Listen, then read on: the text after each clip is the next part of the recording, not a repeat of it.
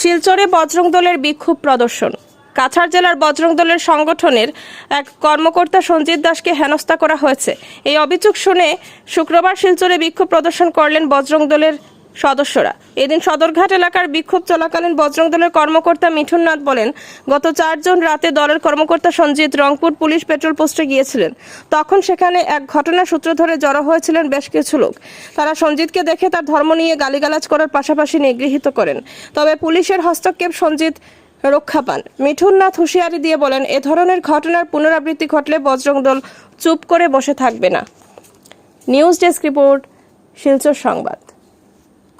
সেদিন রাতে কিতা হয়েছে ঘটনা?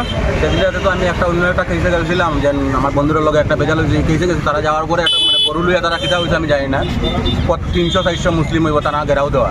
আমার দেখে কাবিরে বাচ্চারে মারো, হ্যাঁ বজরং দল করে বিষ্ণু তারা মারো, তারা পিটো, তার বাইক জ্বলা, গাড়ি জ্বলা, ওই সব মানে ঢুকাই। লাস্টের দিকে আমার 2 জনে বাঁচাইয়া স্টাফে বাঁচাইয়া নিয়ে থানার ভিতরে ঢুকাইছে। আমি জান বাঁচিয়ে প্রাণে বাঁচছি। এসপি স্যার যদি না আইতো এখানে, আমার আজকে জানে মারল না। হ্যাঁ সবাই প্রোটেকশন দিয়ে আমার বাইরে করছে।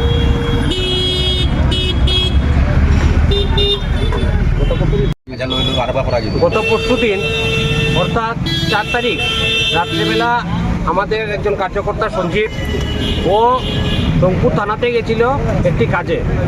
তখন এখানের মধ্যে প্রায় 150 থেকে 200 লোক, ভিন্ন সম্প্রদায়ের লোক এখানে একত্রিত হয়ে ওকে আচানকভাবে হামলা করে। ও ব্যাপারগুলো বুঝতেই পারে না কি হয়েছে না হয়েছে। ও গেছে একটা কেসের কারণে। ও ভিড় থেকে প্রথম ভেবেছে যে ভিড় তো অন্য যে কোনো কাজে হতে পারে। যেই ওকে দেখলো ওরা থানার ভেতরে, তখন ওর উপর ওরা সবাই চক্রান্ত হয়েছে যে ও বজরং দলের কার্যকর্তা, ওকে মারো পিটো, ওর বাইক জ্বালিয়ে দাও, এরকম ধরনের থানার ভেতরে ওরা ওকে হ্যারাসমেন্ট করতে শুরু করেছে। তখন আমরা সঙ্গে সঙ্গে সদর থানা ওসি আসে এবং ওসি এসে ওখানের মধ্যে যে পরিস্থিতি হয়েছিল সেই পরিস্থিতিকে নিয়ন্ত্রণ করে এবং রাত্রে এসপি মহোদয় এসেছিল। আমাদের প্রশ্ন হলো যে যদি তাদের কোনো ধরনের কোনো ক্ষোভ থাকে তাহলে পুলিশ প্রশাসনকে বলতো। ওরা বজরং দলের কার্যকর্তা বলে ওকে হ্যারাসমেন্ট করবে, এটা কি মানে এটা আমাদের দেশের ভেতরে নয় না পাকিস্তান না বাংলাদেশ হয়েছে? যদি কেউ ভাবে এরকম ধরনের আমাদের সংগঠনের কার্যকর্তা বা কোনো হিন্দুকে হ্যারাসমেন্ট করে আমরা শান্তভাবে বসে থাকবো, সেটা কিন্তু কখনো হতে পারে না। শুধু আমরা আজকের দিনে আমরা চুপচাপ বসে আছি প্রশাসনের জন্য, এবং যেহেতু আগামীকাল ঈদ আছে তো আমরা চাই না আমরা হিন্দু ধর্ম সবসময় সবাইকে আমরা সম্মান করি, সব ধর্মকে সম্মান করি, সবের তেওহারকে সম্মান করি। তাই আমরা যেহেতু ঈদ আছে সেই জন্য আমরা কোনো ধরনের কোনো প্রতিবাদে মাঠে নামিনি।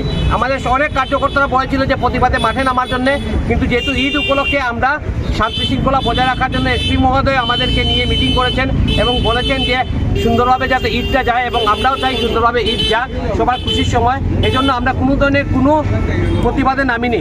তার মানে এটা নয় যে আমরা কোনো প্রতিবাদ করতে জানি না। শুধু ঈদের জন্য আমরা কোনো প্রতিবাদের রাস্তায় নামিনি। যদি নেক্সট ফার্দার যদি এরকম ধরনের আমাদের কোনো কার্যকর্তা বা কোনো হিন্দু সম্প্রদায়ের যদি কোনো মানুষের উপরে এরকম ধরনের আঘাত আনে, তাহলে কিন্তু আমরা তৎক্ষণাৎ আমরা প্রতিবাদের রাস্তায় নামবো।